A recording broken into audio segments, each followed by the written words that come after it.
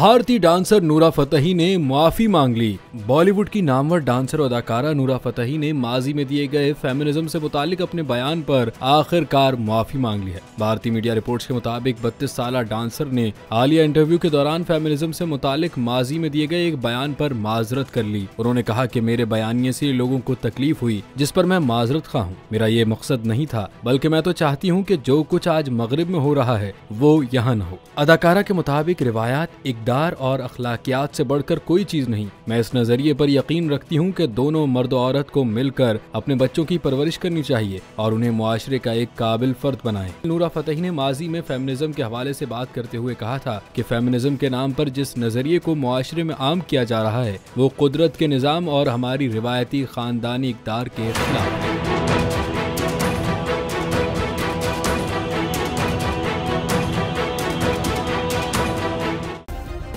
Subscribe करें और bell दबाएं ताकि कोई खबर रह न जाए।